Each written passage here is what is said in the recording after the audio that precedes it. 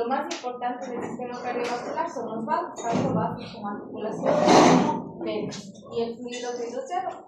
Parte complementaria es el sistema linfático, que también en este caso tiene vasos que llevan sustancias nutritivas que salen de la sangre y los llevan por todo el organismo, pero parte fundamental, como una pequeña introducción, es que el sistema linfático tiene dentro de sus funciones ser una barrera de defensa, una barrera que está identificada. Primero es los primeros soldados que mueren cuando hay una infección, sea esta vírica, parasitaria, protozoaria, fúngica, de cualquier sustancia extraña. La primera barrera en este caso son los glóbulos blancos que se encuentran en la linfa, constituido por linfocitos. ¿Sí? Entonces ellos atacan. Dentro de su proceso de ataque es primero un reconocimiento. Deben haber visto ya en biología que las células tienen lisosomas, ¿no es cierto? Los lisosomas, y le lanza dentro de la célula del citoplasma están los lisosomas. Cuando en este caso los macrófagos, que son la primera línea de defensa, encuentran una sustancia extraña, hacen diapedesis, cruzan cualquier estructura, vaso, y llegan al lugar donde hay infección. Y con los lisosomas son como unas antenas que le ubican a la bacteria y le atraen a su membrana. Cuando ya está cerca de su membrana, lo que hacen es englobarle completamente e introducirle dentro de su citoplasma. Es decir, lo engloba, lo engulle, lo come. Proceso en el cual reconoce a las proteínas, estructuras externas de la bacteria, del microorganismo, y de la misma manera vía sanguínea pasa hacia la linfa, que son vasos que están siempre al lado de arterias de venas, llévala a la linfa, y de la linfa los lleva a unos espacios pequeños llamados nódulos, que son como unos, se les denomina ganglios, pero van desde el tamaño de una cabeza de un alfiler y puede ir más o menos hasta unos 3 centímetros, dependiendo de la especie. En esta estructura denominada ganglio, que tiene una estructura interna llamada médula y una estructura externa llamada corteza, aquí encontramos trabéculas y encontramos espacios donde están los linfocitos D, los linfocitos T, y lo que hace estos macrófagos es ir y decirles: amigos, acabo de matar a este microorganismo. Tomen todas las estructuras y reconozcan a esta bacteria, ¿sí? Entonces ellos son células de memoria. Al tener ellos células de memoria y reconocer a las bacterias, ahí sí, en ese momento, y dentro del ganglio, lo que hace el macrófago, eosinófilo, basófilo, ya vamos a ver que dependiendo de la infección se caracteriza por su ataque. Lo que hacen es morirse, hacen un estallido de oxígeno y mueren, ¿sí? Por eso cuando hay infecciones graves, los ganglios son los que se infartan, crecen, y cuando nosotros les abrimos están adentro como carboncitos, ¿sí? Porque es tanta muerte que hubo de microorganismos externos, ¿sí? Entonces, para que tengan una idea, los eosinófilos se alzan cuando hay infección de tipo parasitario. Ya les han de enseñar en laboratorio. Basófilos, linfocitos, bacteriana, ¿sí? Y de ahí tenemos los demás, y se alzan, son de infecciones víricas. Pero más o menos esa es la tendencia. Si encontramos muchos eosinófilos en el examen, es que estamos teniendo problemas con parásitos, ¿ya? Tienen a su cargo la filtración de linfa, destrucción de eritrocitos gastados o viejos. Y en la clase anterior les había dicho que parte de las estructuras formes de la sangre eran glóbulos rojos, glóbulos blancos, plaquetas, ¿no es cierto? Los glóbulos rojos, ¿cuánto tiempo vivían? 120 días desde su formación. Pero hay unos órganos que son parte del sistema linfático, como el timo, el vaso y en las aves bolsa de Fabricio. Estos órganos, cuando los animales son jóvenes, crean abundantes linfocitos, pero también producen glóbulos rojos. Acaba en este caso y filtran también la sangre, y cuando los glóbulos rojos ya han cumplido su ciclo de vida, 100 o 120 días, van a estos lugares, especialmente al vaso, al esplenio, en donde son filtrados, rotos y reabsorbidos. Lo que trata de hacer el vaso es recoger la eritropoyetina, todo el hierro que estuvo en los glóbulos rojos, para clasificarlos o reciclarlos, ¿sí? Esta función de estos órganos desaparece cuando ya llegamos a la adultez, y cuando ya llegamos a la adultez, el timo y la bolsa de Fabricio se vuelven solo órganos que mantienen, en este caso, un abundante circuito de sanguíneo, reciclan hierro y es eficaz. Por eso, dentro de las funciones del sistema linfático está la destrucción de eritrocitos gastados y anormales, reservorio de sangre y hematopoiesis, y producción de linfocitos, ¿sí? Ya habíamos dicho que dentro del sistema linfático también una de sus funciones y principales es mantener el equilibrio hídrico. Cuando decimos homeostasis, a su mente viene el concepto del equilibrio entre el medio interno y el medio externo, ¿no es cierto? Pero cuando usted vio la célula, le dijeron que había un núcleo, líquido intracelular y líquido extracelular, ¿no es cierto?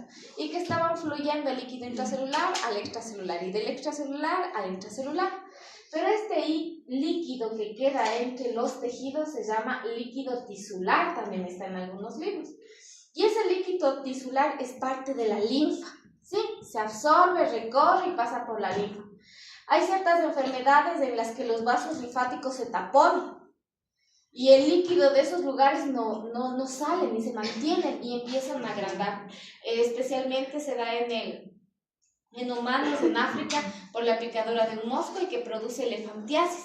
Y les ven las piernas así gigantescas, es porque en este caso el líquido linfático está permaneciendo ahí, no se absorbe y no hay un recorrido normal. Más adelante les he puesto una foto. El líquido tisular absorbido por los vasos es el líquido linfático, es de líquido transparente de composición similar al plasma, pero con menor cantidad de proteínas. Linfa no se coagula, si hay heridas penetra, hay que detener quirúrgicamente. Ya vamos a ver que los vasos linfáticos son muy pequeños, pero que ellos, igual que en la sangre, cuando ya van a incorporarse al sistema circulatorio, forman conductos grandes, y entre ellos tenemos el de Kempf y la placa de Peck, el conducto torácico, que ellos hacen que entre linfa directamente al hígado y que del hígado otra vez ingrese al sistema sanguíneo, ¿sí? Entonces, pero una rotura de estos vasos puede causar también la muerte, especialmente cuando son vasos grandes. Está constituido por vasos linfáticos, en este caso ganglios linfáticos, nódulos aislados de tejido linfático, órganos linfáticos especializados, las amígdalas, el timo y el vaso. Los vasos linfáticos, en este caso ya les dije que están a todo lo largo del cuerpo y siempre van una arteria, una vena y un vaso linfático. Es una orden anatómica general.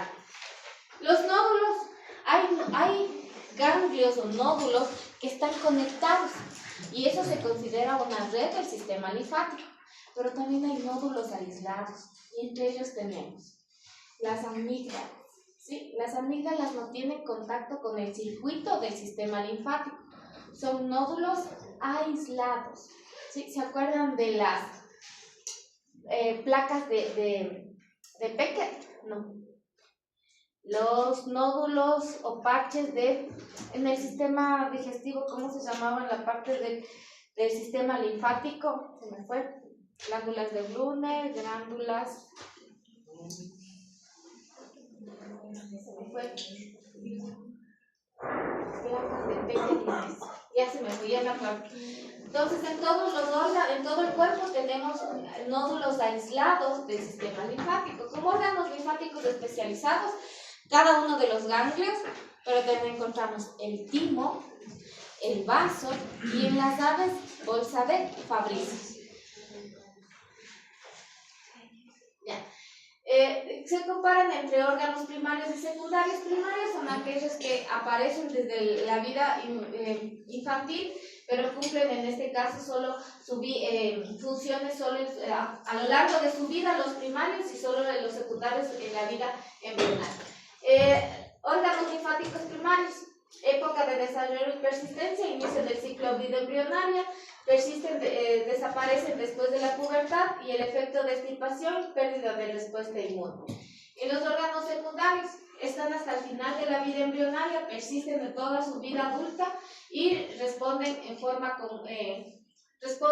completa cuando se da su extirpación. Entre los primarios tenemos el timo, médula ósea y la bolsa de Fabry. Secundarios, todos los ganglios, aquí están las placas de Peyer. ¿Se acuerdan que en el intestino delgado encontrábamos las placas de Peyer? Y dentro de su función era controlar el normal desarrollo de las bacterias que se encontraban como bacterias saprófitas en el intestino delgado, ¿sí? No nos vamos a olvidar, placas de Peyler, vaso y tónsilas o amígdalas. La bolsa de Fabricio. La bolsa de Fabricio está ubicado, en este caso, en la parte caudal al ano. Si aquí está el ano del pollo, esta bolsa estará caudal. Tiene una función de cumplir o producir linfocitos a lo largo de su vida. Pero cuando el pollo alcanza su madurez, es reabsorbido. Cuando compramos pollos hasta las 6 semanas, 5 o 6 semanas, todavía podemos identificar la bolsa de Fabricio. Pero cuando el pollo ya ha pasado las 7 semanas, la bolsa de Fabricio ha desaparecido, ¿sí?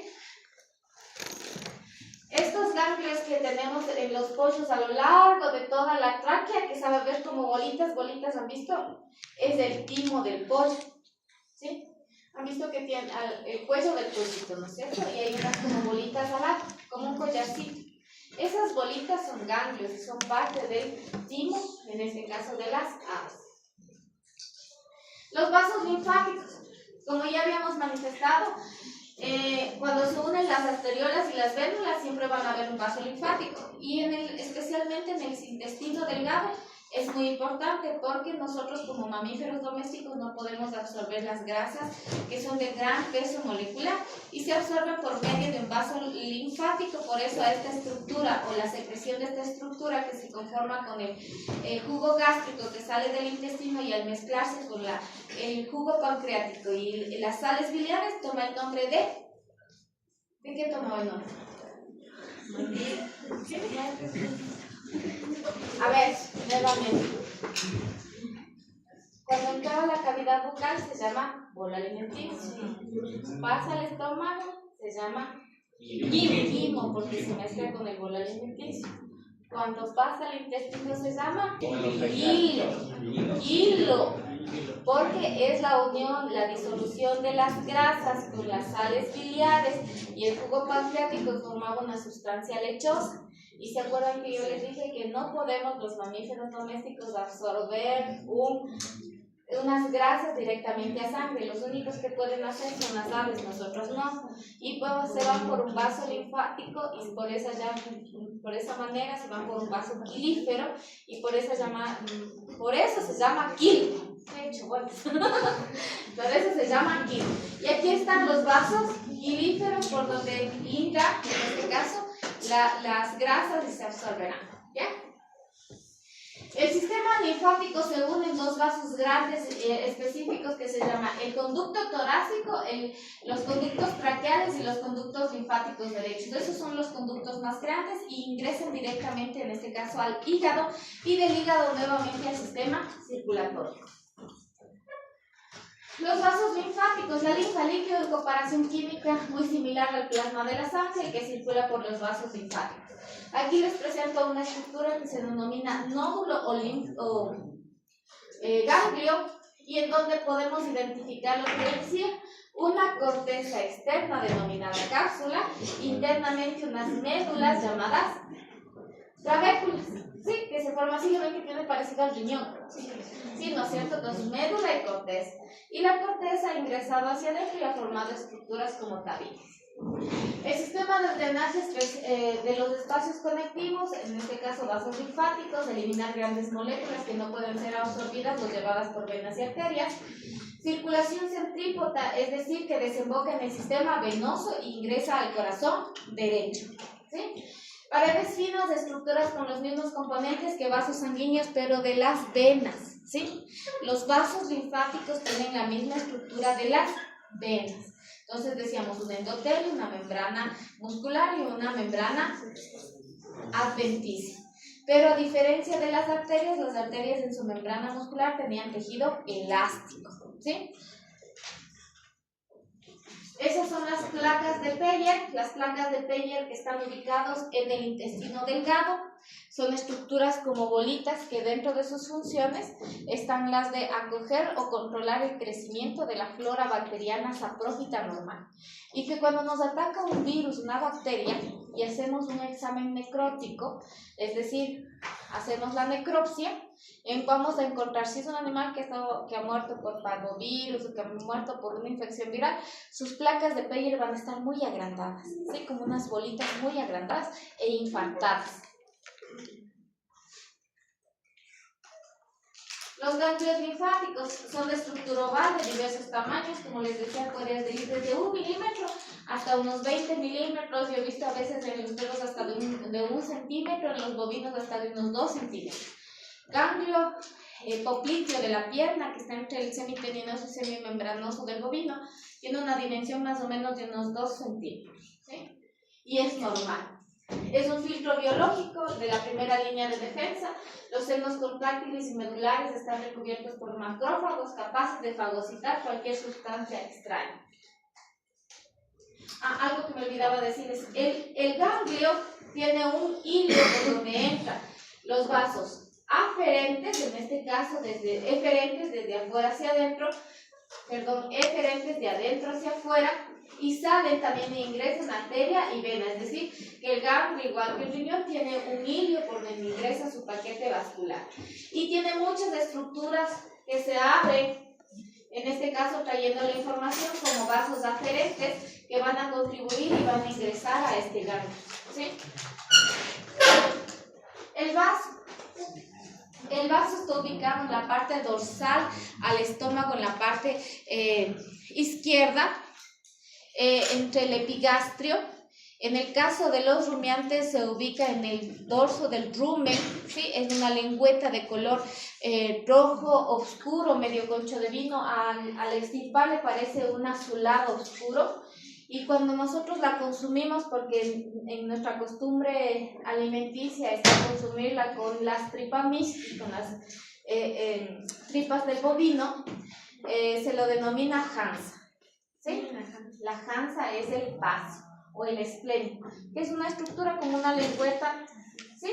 De color larguita y de color, igualito a una lengüeta de color medio azulada, rojo, concho de vino. Dentro de las costumbres indígenas manifiestan que cuando las mujeres van a abortar o están con problemas de aborto, llevan al camal, nos piden a los que estamos ahí manejando el ganado que busquemos un animal que esté casi con los mismos meses de embarazo, y de esa vaca cogen el vaso que está recién faenado y le envuelven a la mujer que está embarazada, le envuelven bien. Yo no sé, el vaso no cumple ninguna función de cumplir hormonas. Y no sé, no hay un sustento científico que diga que eso va a evitar que aborte, pero cuando algún tiempo que trabajé en el camal era muy, muy frecuente de que vengan las personas a hacer eso, ¿sí? Especialmente en la madrugada, pues siempre se les ayuda. La defensa, eliminar gérmenes de la sangre destruyéndolos por fagocitosis. El vaso está encargado de proporcionar o de formar los linfocitos D, ¿sí? Recuerden que hay linfocitos T y los linfocitos B. Los linfocitos B se producen del vaso y los linfocitos T se producen del timo, ¿sí? Producen hematopoiesis, monocitos, linfocitos que completan su desarrollo en el vaso, la destrucción de plaquetas y también el reciclaje de hierro y globina, como les había manifestado, y es un depósito y almacenamiento considerable de sangre. Aquí caso clínico, cerramos un poco esto. Este órgano pierde su función cuando el animal alcanza su desarrollo, su adolescencia, ¿sí? Ya cumplió y solo se vuelve un filtro de almacenamiento de sangre y reciclaje de glóbulos rojos. Ya no produce linfocitos tipo B, ¿sí? Ya dejó esa función. En el caso de que, bueno, el animal pues, le pasa algo a este órgano, no... Puede ser extirpado, eso les iba a decir. Casos clínicos, por lo general en un golpe fuerte, un atropellamiento. Si ya revisamos, llega a la clínica, revisamos, no hay salida de sangre, está el paciente bien, no hay huesos rotos, pero cuando tomamos la presión y vemos que la presión cardíaca, la presión en este caso está bajando el flujo de sangre y hay mucosas cianóticas, empieza el animal a ponerse ya morado, ¿sí? En las mucosas azuladas, tenemos que revisar la presión arterial y si esta va disminuyendo hay una hemorragia interna, ¿sí? Y el principal órgano donde hay la hemorragia interna es en el vaso. La fuerza del golpe hace que el estómago se mueva muy rápido y rompe el vaso, ¿sí? Por eso casi en el 60% de animales que llegan después de un golpe fuerte, un atropellamiento y sufren golpes internos es la ruptura de vaso, ¿sí? Y hay que entrar de forma inmediata a extirparlo. La extirpación se llama estrenotomía y a veces lo hacemos incluso por práctica. Extirpamos el vaso en los perritos, en los gatos y no pasa nada, ¿sí? No pasa nada, el individuo puede seguir viviendo normalmente, ¿sí? Esta es la forma del vaso en el caso del perro, en el caso de las demás especies es alargado y ahí podemos ver su cápsula y su pulpa es medio azulada y si cuando ustedes le corten van a ver como que tuviera con muchos septos adentro, ¿sí? Como cordoncitos blancos, ¿sí? Antiguamente se consideraba un alimento muy nutritivo porque la cantidad de sangre y al ser uno de los órganos que forman y almacenan hierro, si usted come eso y tiene anemia, ¿qué pasará? Es como tomarse un batido de alfalfa con mucho hierro, ¿sí? Entonces es muy saludable, ¿sí? Porque este es un órgano que ya dijimos que almacena, recluta hierro y tiene una gran cantidad de sangre almacenada. El timo es un órgano también del sistema linfático, está ubicado intratraquealmente, es decir, entre el dorso de la tráquea, ¿sí? Tiene la forma como de un anillo que está envolviendo, ¿sí? Cuando son jóvenes, esto es grande, grueso y a medida que crecemos, esto tiende a disminuir su tamaño, ¿sí? Y queda pequeño. Tejido linfático, distinguimos tres tipos de tejido linfático: el difuso, el cordonal, el folicular nodular. El linfático difuso lo encontramos en todas las dermis y láminas propias. Cuando decimos en las dermis, es decir, que en nuestra piel también tenemos parte de células del sistema linfático. Es por eso que cuando usted le topa algo o siente o su cuerpo reacciona a la alergia frente a algo, su piel se engranuja, ¿sí? Como una medida de defensa, ¿sí? Porque tenemos sistema, en este caso, tejido linfoide. Y de la misma manera vamos a encontrarlo en lo que es en las mucosas, en las glándulas, en todo, en la corteza medular, en la corteza del timo, en varios órganos. Tejido linfático cordonal tiene un parénquima linfático y está en los nódulos de los ganglios linfáticos y en la pulpa blanca del vaso. El tejido linfático folicular o nodular se encuentra en el parénquima linfático, en la corteza de los linfonódulos, la pulpa blanca del vaso, en las amígdalas o tónsilas y dentro de las placas de Peyre. Ahora, los ganglios linfáticos, como habíamos visto, tienen una corteza y una médula, ¿sí? La corteza que les envuelve, la cápsula, perdón, que les envuelve la corteza y la médula. En la cápsula es tejido conectivo denso que permite o formar trabéculas, es decir, se ingresa hacia adentro y continúa formando un fibro celular que se denomina estroma. Mientras que la corteza contiene folículos linfáticos que están formados por centros terminativos y capas del mento. En estos podemos encontrar los linfoblásticos y los plasmíticos y forman en este caso el parénquima. Igual que la médula, forman cordones linfáticos, senos linfáticos y contienen tejidos linfáticos densos y tejidos linfáticos. Y todos estos, tanto por la corteza y la médula, forman lo que sería el parénquima dentro del nódulo o ganglio linfático. Los órganos linfáticos están constituidos por tejidos linfáticos reticular y células linfáticas, todas ellas organizadas con el tipo de tejido que ya lo vimos: linfático difuso, cordones linfáticos y nódulos, que integran órganos linfáticos dentro de las mucosas, por ejemplo, amígdalas, placas de Peyre y bolsa de Fabricio, mientras que los otros forman órganos linfáticos encapsulados como ganglios linfáticos, vaso, timo y ganglios hemolinfáticos. Órganos linfáticos. A todo lo largo de nuestro organismo, a todo lo largo, vamos a encontrar ganglios linfáticos específicos. Hoy vamos a ver solo los fundamentales, los más grandes, los que son de inspección. Pero cuando el cuerpo lo necesita, el tejido linfoide puede formar más ganglios. yo les había comentado de que, por ejemplo, tenemos aquí el ganglio axilar. En el caso de las mujeres, cuando tenemos problemas de glándula mamaria y un cáncer mamario, estas glándulas que están, este ganglio que está aquí, absorbe toda la información del problema que estamos teniendo. Pero como una forma, él crea más ganglios, ¿sí? A lo largo, ¿sí? Y a veces se van hasta las costillas o hasta los pulmones.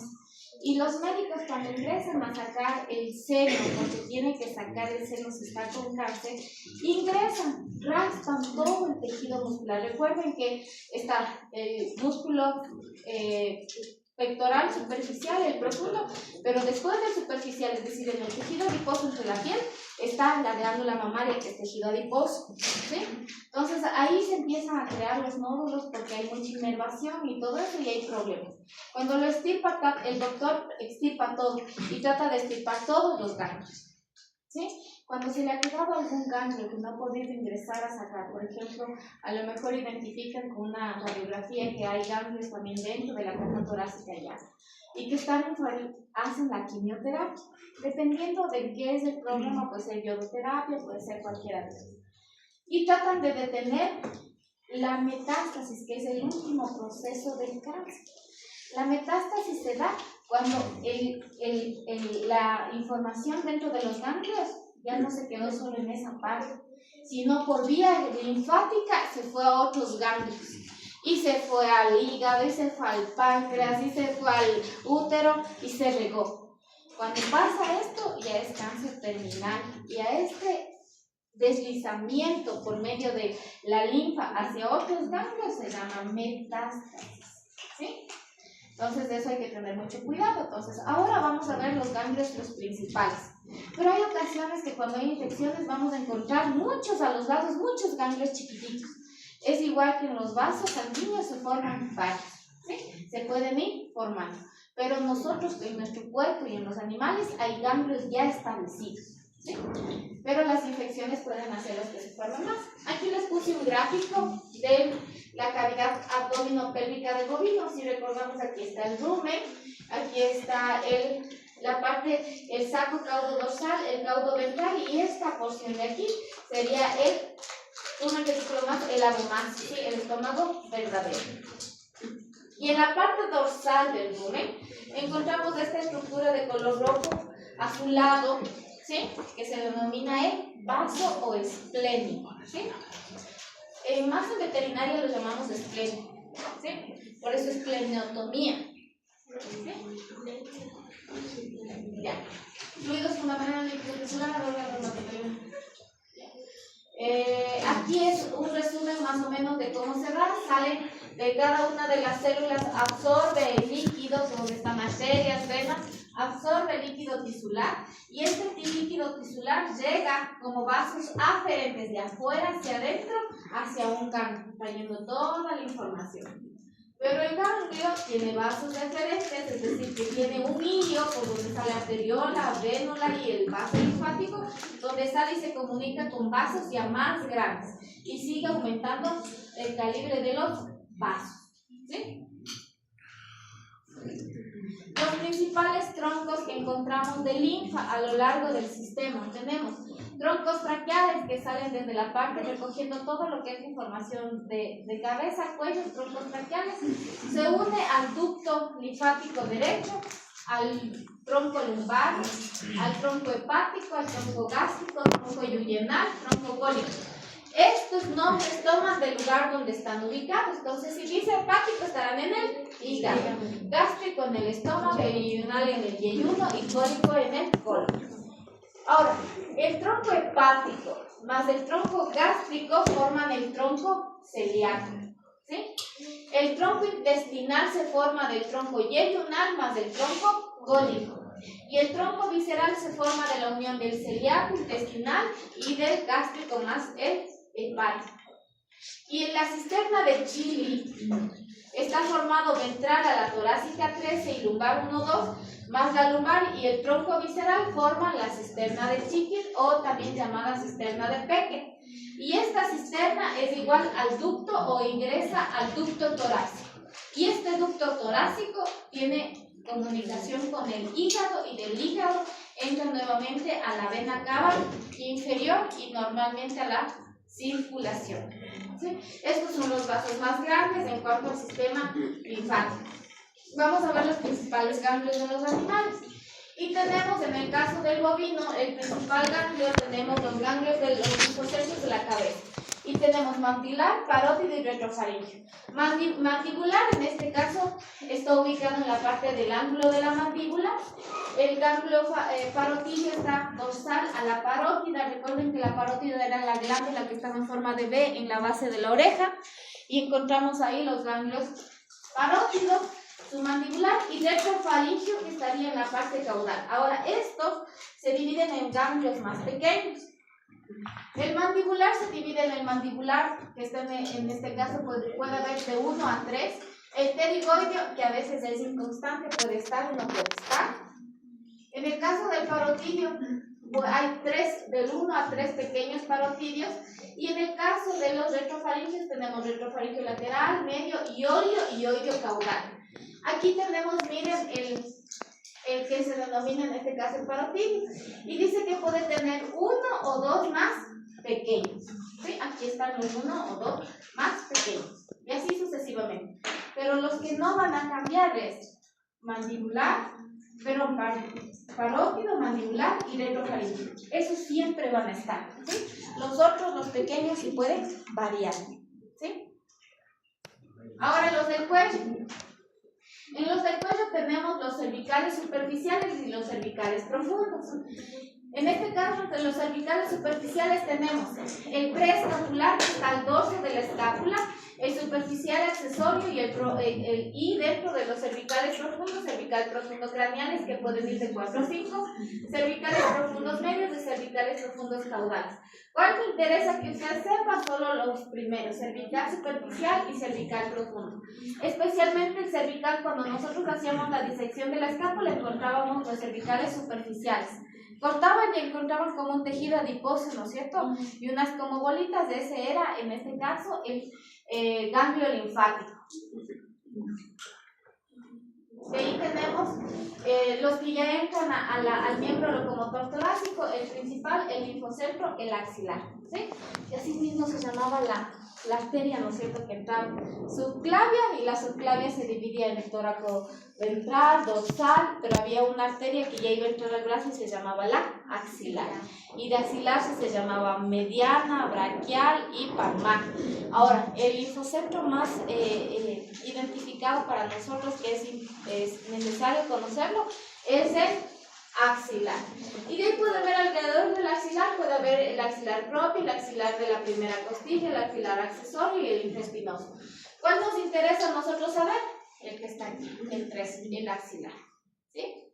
Son los nódulos más grandes, y si es que hay una infección, son estos los que van a estar infectados. Entonces, ¿cómo le encuentro a este?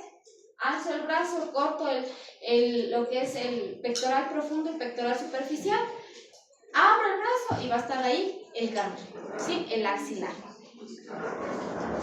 Tenemos los torácicos. En los torácicos, los principales en este son torácicos dorsales y los torácicos ventrales. En este caso podemos tener otros grupos como el aórtico, el intercostal, el esternal craneal, el esternal caudal, sifoide y frénico. El que a nosotros nos interesa es identificar en este caso el torácicos dorsales y torácicos ventrales. Ya dentro del intestino, de lo que sería ya la cavidad torácica, ¿cuáles son los principales que encontramos? Mediastínico y bronquiales, es decir, los que están en medio de las pleuras y corazón, ahí vamos a encontrar el ganglio. Y también el que está en este caso al lado de los pulmones. En una tuberculosis, cuando yo estoy en un caso clínico, en un camal, soy médico veterinario de rastro, identifico desde que el animal ingresó, ¿sí? Desde que le descargaron, estos animales pasan a unas no son caniles, a unas jaulas grandes, a unos de construcción, en donde ahí les dejan, debe permanecer, dice la teoría, de 24 a 48 horas solo con agua. Nada de alimento, porque tenemos que tratar que elimine toda la cantidad de excretas, ¿sí? Que quede limpio por dentro. ¿sí? Pero nosotros ese espacio como médicos veterinarios para identificar si ese animal está con fiebre, patojera, está preñado, está con una meningitis o qué está. Entonces nosotros observamos, identificamos. Si está con un problema de panadizo, entonces vamos en un cuadernito anotando, ¿sí? Pero a veces que nosotros escuchamos de ese animal una tos, como que se atrancaran esos bovinos, ¿sí? Puede ser una simple pulmonía o coscojera, porque en el caso de, nosotros decimos coscoja a la parasitosis que se da con fasciola en el hígado, pero causa edema submandibular y como sus huevecillos están andando en el sistema circulatorio, produce una tos seca, ¿sí? Por eso el bovino tose. Pero en una de esas toses puede ser también que ese animal tenga tuberculosis. Y la tuberculosis es una enfermedad de denuncia pública porque es contagioso al humano, ¿sí? Y cuando el animal está con tuberculosis, nosotros debemos primero dar un tratamiento antes de mandar a camal, porque si no estamos diseminando esa enfermedad. Pero muchas de las cuestiones no se dan así. Entonces, cuando vemos animales sospechosos, vamos poniendo ahí el número y qué sospecha usted. Porque al final entra el animal a la primera sección de faenamiento, en donde es una cápsula parecida a esta con dos bandas. El animal entra, es con sensores, le aplasta, ¿sí? Para que no se mueva, y viene una pistola de aire y le dispara, ¿sí? Antes descabellábamos, es decir, metíamos el cuchillo entre la planta occipital, ¿sí? Y descabellábamos. Se le dispara y el animal cae, ¿sí? Ya de ahí no lo siente nada, ¿sí? Es como una anestesia. Es la tan fuerte la explosión que hace que corta la sensibilidad del cráneo, los nervios con el cuerpo, ¿sí? Ya no siente nada, ¿sí? Ya no siente nada. Entonces, de ahí esta máquina se abre, viene una persona que le coge las patas y el bovino le alza con unos sensores, le alzan y viene el proceso de degollado. Le degollan y sale la sangre. El otro matarife entra y le corta la parte de las patas, le conecta a una máquina y la máquina solita se encarga de sacarle el cuerpo, ¿sí? Le saca. De ahí camina un segmento más y viene y le corta la panza. Eso hasta ahora no he visto una máquina que lo haga, hace una persona, coge y corta. Manda más allá y viene una máquina parecida a esta. Está aquí el bovino y aquí caen las vísceras. Aquí hay agua que cae permanentemente y aquí le cae la víscera, ¿sí? Entonces, usted tiene que ir viendo qué víscera es y qué animal, el número del animal. Usted tiene los datos de qué animal es.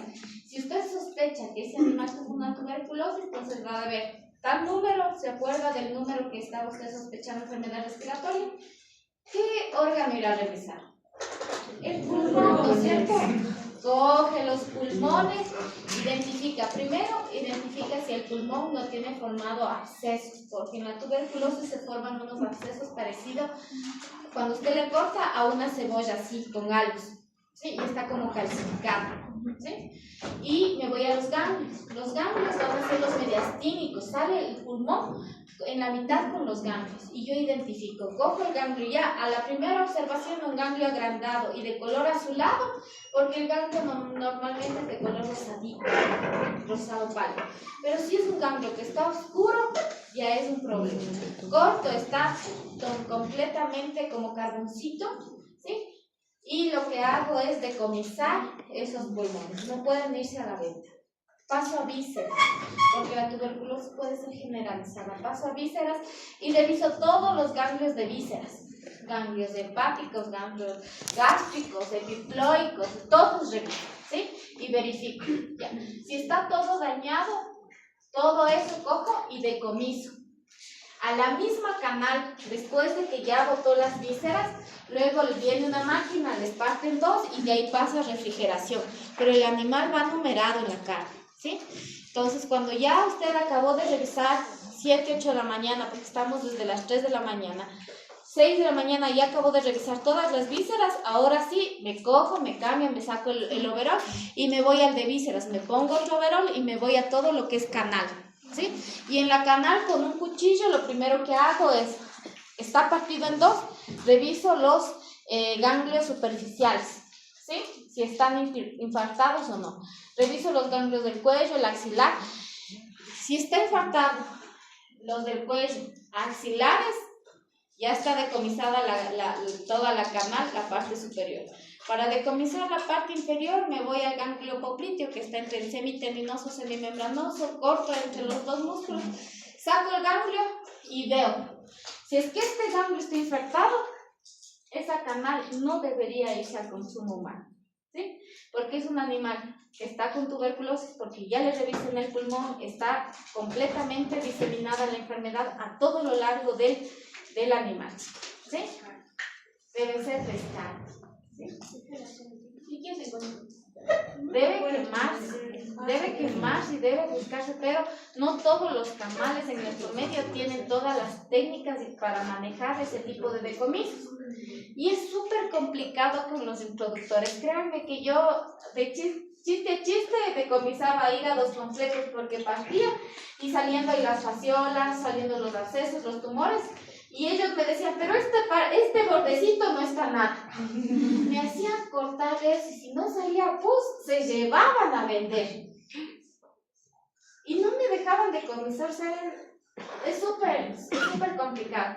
Hay una normativa, pero que esta normativa junto a ellos no se puede cumplir, porque ellos son sumamente agresivos. Yo decía, tiene que venir con 48 horas y no va a venir a faenar. A la hora llegaba. Y tiene que faenarle porque tiene que faenar y eran animales enfermos. ¿Sí? Y es complicado. O sea, yo sí me saco el sombrero para los médicos veterinarios que sean súper estrictos, que manejen un buen camal y que no metan esos animales. Ya bien, por ejemplo, camal de Quito, el metropolitano, es un camal bueno que tiene todas las medidas y les hacen decomisar. Agrocalidad. Pero si me dicen camal de Salcedo, camal de Guana, hasta el de nosotros, el de la Tacunga, estaba cerrado. Recién le abrieron. Dice que están faenando 22 animales nomás durante el día. Pero el tecnológico de Saquicilí, ese sí que es faena bastantísimo. A veces desde 3 de la mañana hasta las 6, unas 50, 100 cabezas diarias. ¿Sí? Faena bastantísimo. ¿Sí? Y casi la mayoría es ganado, no de la Tacunga, no, vienen de Quito a faenar, vienen de la costa a faenar. Tenemos los otros que son los lumbares y los sacros. Tenemos otros en este caso que son los inguinales y los isquiáticos. Y los linfocitos del pelviano, el ilio femoral y el popliteo, el que les hablé, ¿se acuerdan? Para cualquier enfermedad que yo quiera decomisar, si estos que yo les estoy enumerando de color amarillo están infartados, usted tiene que buscarlos. Y si estos están infartados, es porque es una infección, puede ser una brucela, puede ser eso, y tiene que decomisar. ¿Sí? Ya. Ahora, técnicas de exploración utilizadas. Como técnicas generales tenemos inspección, palpación.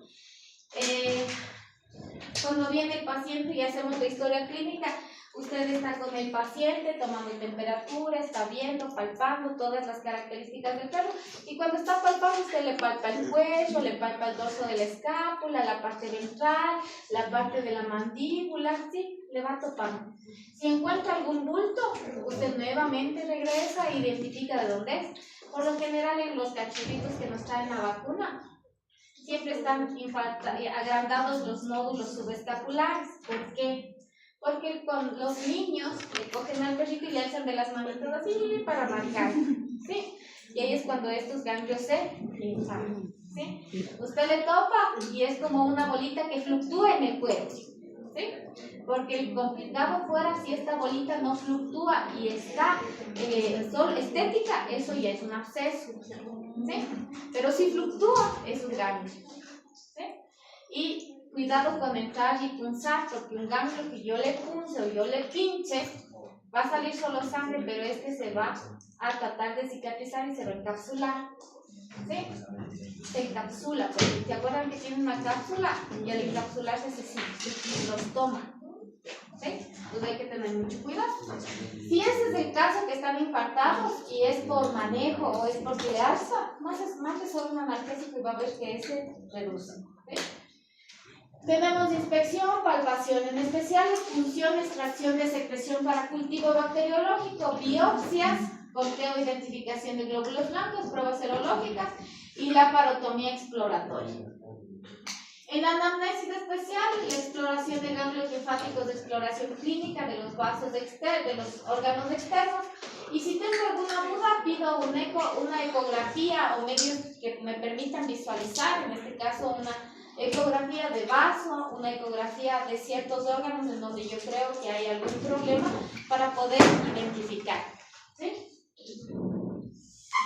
Dentro de la anamnesis especial se realiza en caso de que se encuentre alguno de los signos de presencia de abultamiento en zonas del cuerpo que no coinciden con la ubicación de algún linfonodo e inclusive la presencia de secreción en otras zonas. Signos secundarios como disfagia, timpanismo recurrente, disnea, edema de cabeza y cuello.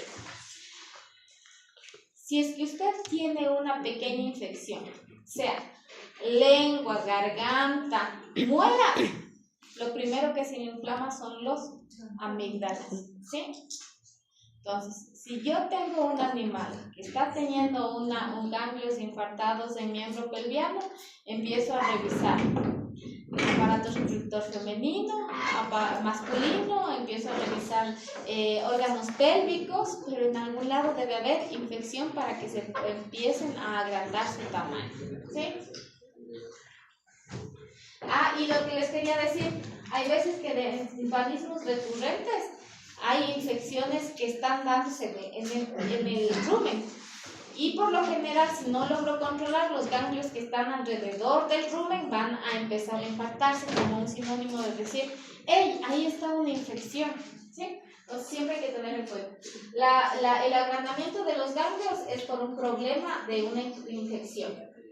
Manifestaciones clínicas, podemos tener una linfadenitis, miren, es el crecimiento, en este caso del nódulo linfático submaxilar, ¿sí?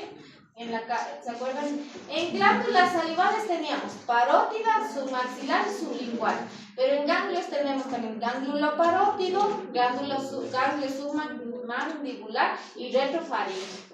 ¿Sí? En este caso está agrandado y submandibular. Y lo que les decía, ¿no es cierto? Que les dije que a veces se tapan los ductos, en este caso de los vasos linfáticos y produce linfanopatías. Miren la pata de este perro. Está a todo lo largo, está hinchada, ¿no es cierto? Usted le toca y está como agua. Si usted coge y mete una aguja, sale un líquido transparente, ¿sí? El problema es que está taponado el líquido. ¿Han visto en las personas que en África sufren mucho de esas personas que les pica un insecto y transmite una enfermedad que se produce elefantiasis? Están unas piernas inmensas, están taponados los vasos linfáticos y la linfa se está quedando ahí, ¿sí? No recorre el cuerpo, sino se queda y sigue aumentando su tamaño, ¿sí? En este caso ya es primero evitar la transmisión de la enfermedad que lo transmite un mosquito. Linfangectasia, en este caso la aparición de los nódulos a lo largo, en este caso de los animales. Tenemos, miren, en el caso la mandíbula del ovino, de la cabrita, y miren en el caso del brazo, del perro. ¿Sí lo ven? Este es el brazo, ¿sí? Y el subescapular es el que está inflamado, ¿sí? Completamente inflamado. Tienes que poner, vuelve. Yo aquí toparía.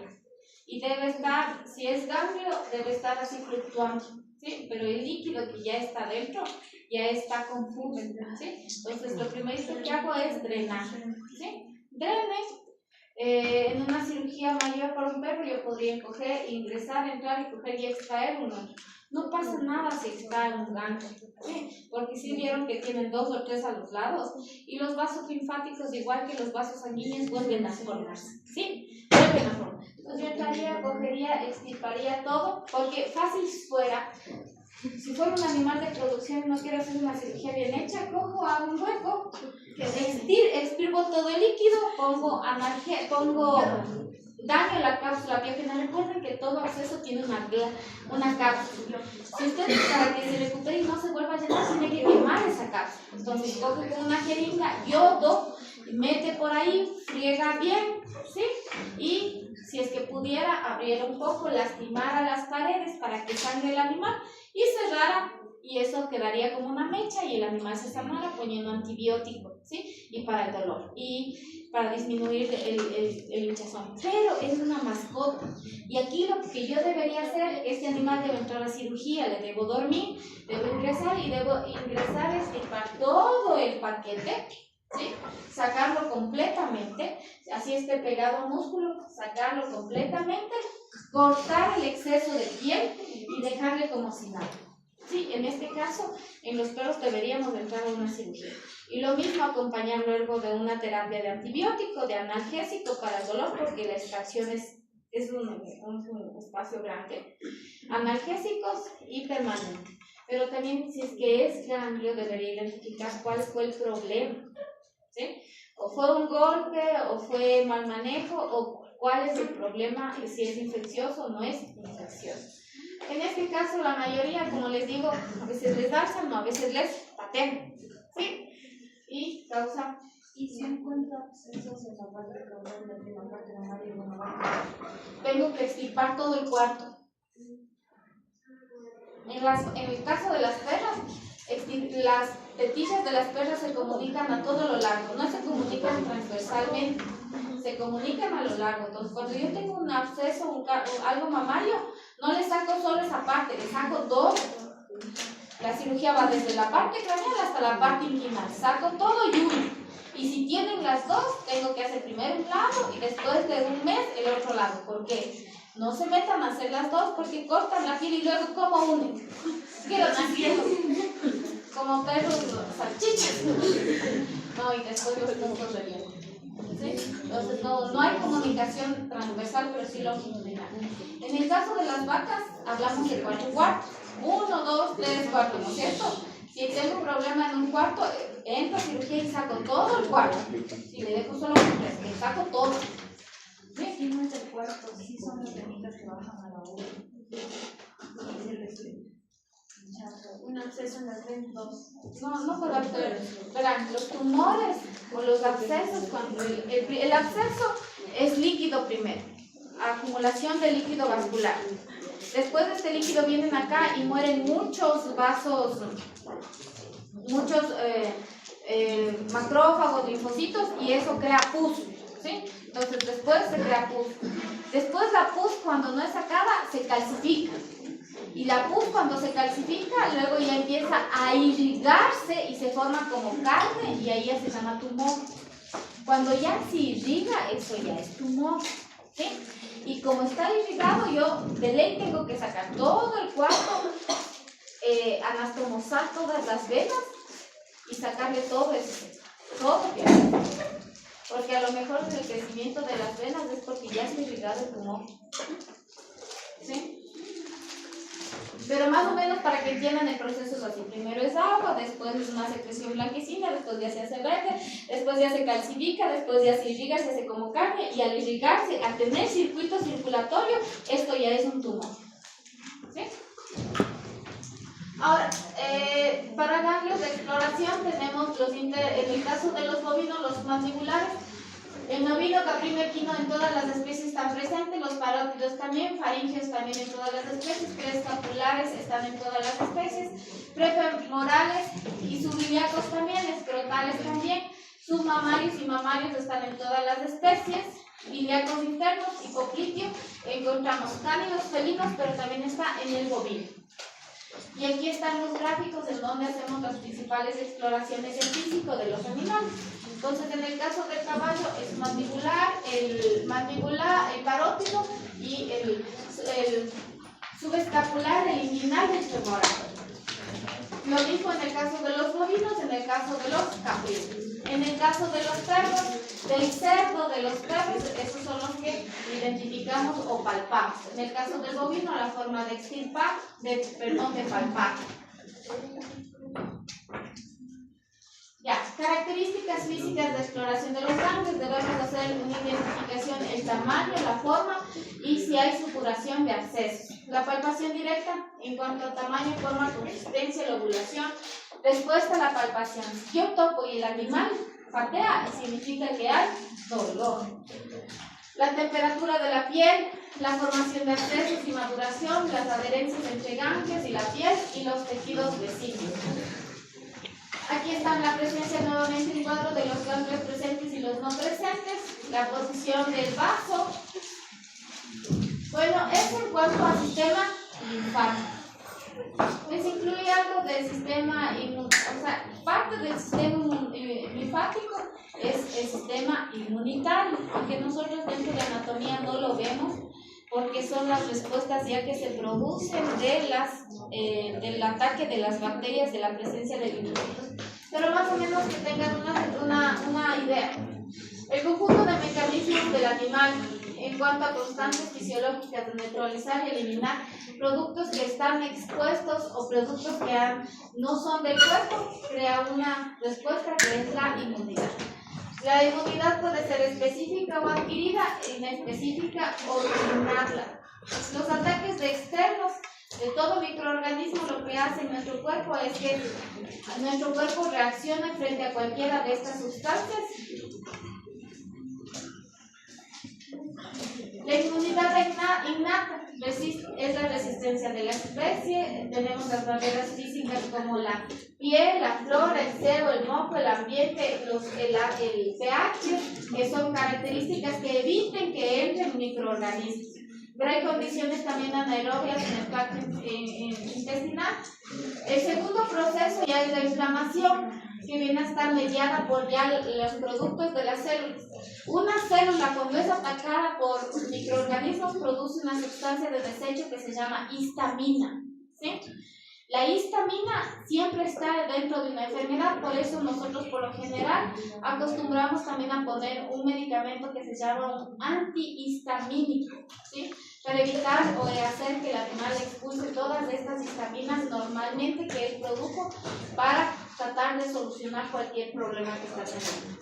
El animal produce histaminas, prostaglandinas, factores quimiotácticos, signos característicos de inflamación como el calor, dolor, hinchazón.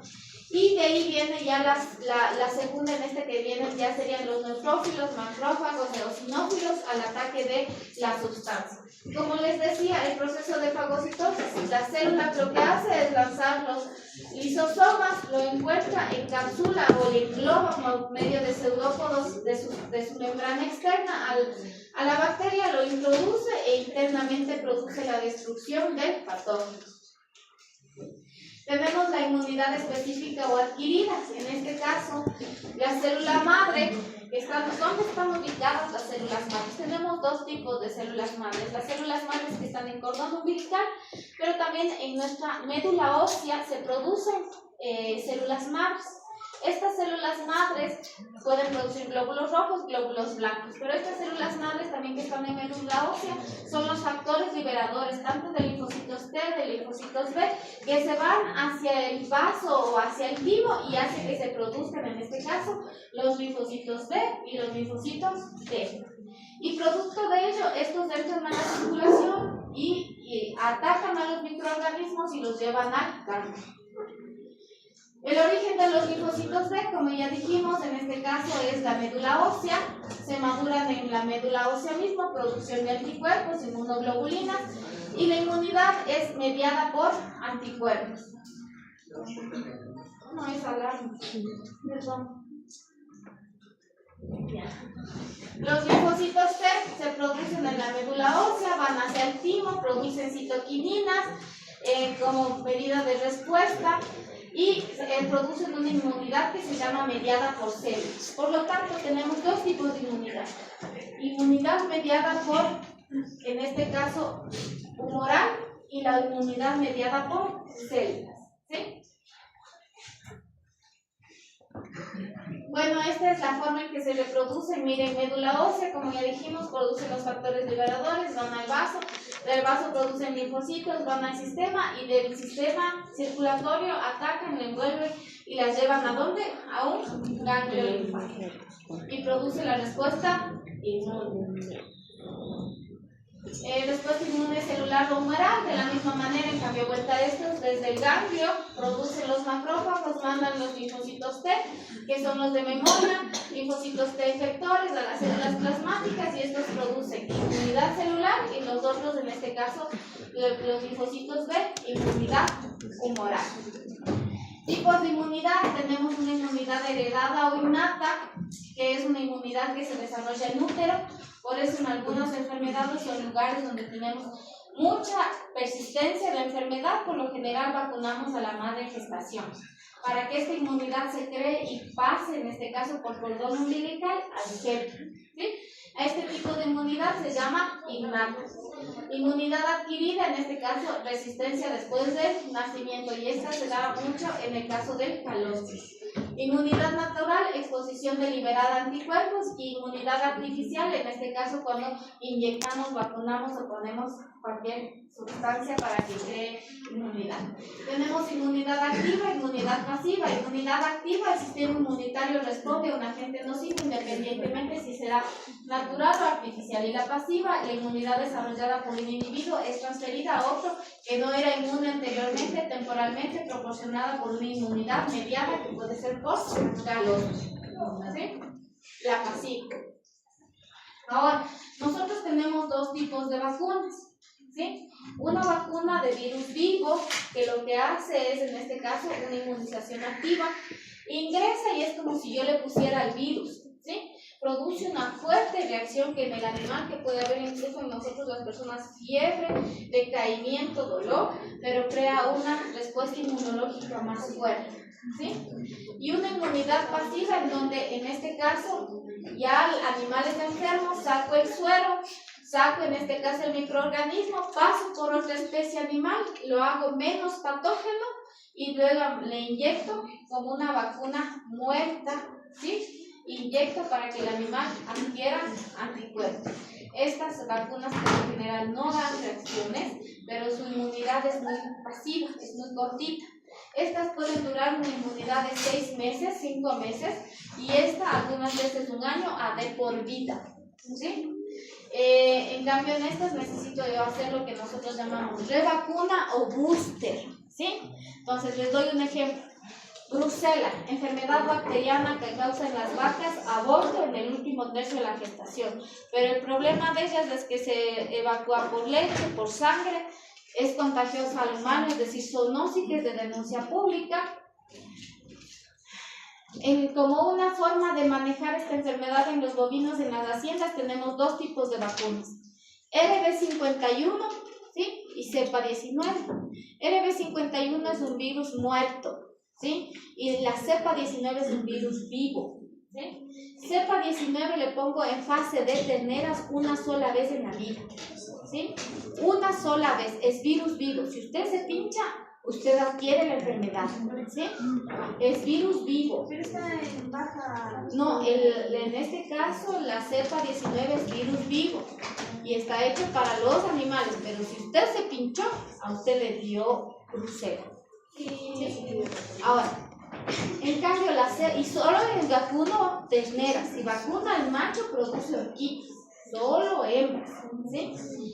RB51 vacuno una vez al año de por vida, es decir, cada año tengo que estar poniendo RB51 a todos las hembras. ¿Sí? Pero si usted se inyecta o algo pasa, no le pasa nada. ¿Sí? Entonces esa es la gran diferencia. Entonces hay unas vacunas que no es cierto que sí nos dan reacción, y otras que es como si no nos hicieran nada. Siempre tenemos una respuesta muy leve en la primera vacuna Por eso buscamos luego poner a los 15 o 21 días una segunda vacuna para producir una gran respuesta inmunológica que dure de por vida. Eso es lo que hacemos en los perros en parvo y corona, ¿no es cierto? Mandamos triple y a los 21 días otra vez triple y de ahí sí al año. Y de ahí sí ya no nos preocupamos si es que es necesario. Es raza muy sencilla, tal vez a los 5 años o le pongo una múltiple que ya tiene todas cada año, ¿sí? Pero ya no es tan necesario que aguante, ¿sí? Pero en el caso de los bovinos, para las víricas, PEI3, DBV, virus de diarrea viral bovina para influenza, que en esa se vacuna. Vacuno y a los 15 días hago una revacuna, ¿sí? Y me dura de 9 a 10 meses. Pero si hago solo una vacuna, a los 4 meses tengo que volver a revacunar. Se dice que a los 6 meses, pero usted a los 4 meses ya tiene aborto, ¿sí? Entonces, por eso, vacuno y revacuno, ¿sí? A los 15 días, ¿sí? Y ahí me dura, yo puedo estar ya pensando en 9, 10 meses y ya veo que una vaca me aborta, nuevamente vacunar, ¿sí?